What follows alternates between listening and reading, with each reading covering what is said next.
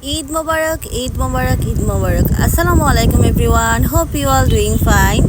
যে যেখান থেকে আমার ভিডিওটা দেখতেছেন প্লিজ কমেন্ট করে জানাবেন। আজকে আবরারের জীবনের প্রথম ঈদ। তো ওরা আমি ঈদের নামাজ পড়তে পাঠিয়ে দিছি 6 মাস 16 দিন মাত্র তার বয়স। জীবনের প্রথম ঈদের নামাজ পড়তে গেছে। তো নামাজ পড়তে গিয়ে আসার পর সেই বিশেষ মুহূর্ত, যে মুহূর্তটা ঈদের সবচেয়ে বেশি আনন্দকর, এই যে সালামি নেওয়া। তো মোটামুটি আমার ছোট বাবাজান সে টাকা দিছে মতন দেখতেছে, মানে তারা কয় টাকা দেওয়া হয়েছে, তারপরে এই আমি সালামি দিলাম। তো আমার ইচ্ছে ছিল দুজনের 1000 1000 2000 টাকা দিব, আবার চিন্তা করে দেখলাম যে এরা আসলে 1000 টাকা রাখতে পারবে না, তাই কমাই দিছি, ইচ্ছা করে কমাই দিছি।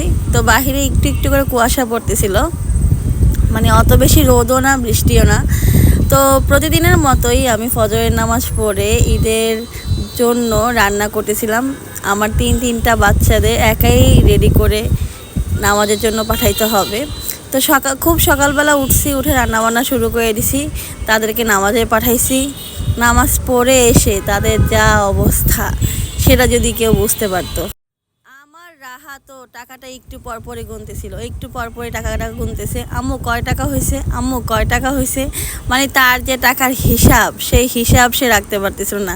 তো প্রত্যেক ঈদে প্রত্যেকের বাসায় যেরকম রান্না হয় আমার ঘরে ওভাবে রান্না হয়েছে, শ্যামাই, লুটন্স, জর্দা, ফিন্নি, এসেট্রা এসেট্রা। অবশ্য তো আজকে আমি একটা কেকও বানাইছিলাম, বাট কেকের ইয়েটা এখানে রাখি নাই।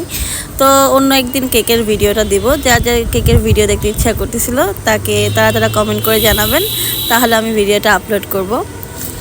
তারপর এই যে আমার সাঙ্গপাঙ্গ সবগুলো গেছে গিয়ে নামাজ পড়তে, আর আমার বাবা নামাজ পড়ে এসে তার এই হলো চোখের পানি, মানে কি পরিমাণ যে চিল্লাচ্ছিল আমার উপরে, মানে সবাই চলে গেছে, তারে কেন একা রাখা হলো, একা কেন থাকবে, মানে এই হলো তার কথা। তারপর বিকালবেলা আমি আসছি একটু সিনেমা হলে, জীবনের প্রথম সিনেমা হলে আসছি। আর আমি কখনো সিনেমা হলে যাই নাই। আমার মা খুব স্ট্রেট ফরওয়ার্ড একজন মানুষ ছিল, সে কখনো এগুলো পছন্দ করতো না, তাই ভিতরে যাওয়া হয় নাই। জীবনের অনেক শখ ছিল যেগুলো মায়ের জন্য কখনোই পূরণ করতে পারি নাই, আর এখন তো পূরণ করার সময়ও নাই, বয়সও নাই। যদিও বা মানে হলের ভিতরে ঢুকে আমাদের যা অবস্থা, মানে এত অন্ধকার ছিল রে ভাই, মানে সেটা বলার মতো কোনো ভাষা নাই। তারপর যদিও আমরা দুজনে একটু অন্য টেনশনে ছিলাম, আমরা সবাই মিলে খুশি, অভি, রাহা, আরাফ সবাই খুশি, কিন্তু আরাফের অবস্থা হলো এত মানে অন্ধকার হবে কেন, এই একটু পরপরই মানে আমার দিকে হা হা করে তাকায় থাকতো।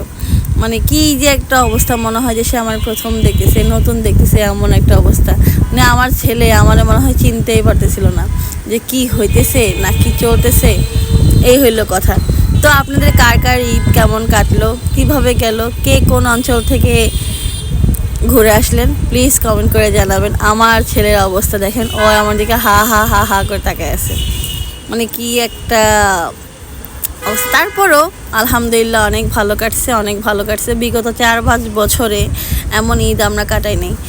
এই 4-5 বছরের ভিতরে এবারের ঈদটা আমাদের জন্য সবচেয়ে বেস্ট একটা ঈদ আমরা কাটাইছি। যদিও আমাদের বাড়িঘর নাই, আমরা ভাড়া বাসায় থাকি ভাই, তাই কারো বাসায় বেড়াতে যাই নাই। অনেকের বাসায় বেড়ানোর দাওয়াত ছিল কিন্তু যাওয়া হয় নাই, অনেক বেশি মন খারাপ ছিল তাই যাওয়া হয় না। তাই ঈদটাকে এবার একটু অন্যরকম করে পালন করব চিন্তা করছি। এক ছবি দেখতে ঢুকছি 3টা বাজে, বের হয়েছি রাতের 9টা বাজে। এই এসে দেখি একদম রাত হয়ে গেছে। আমার ব্যালকনি থেকে মানে এত রাত, মানে কুটকুটে একটা অন্ধকার রাত।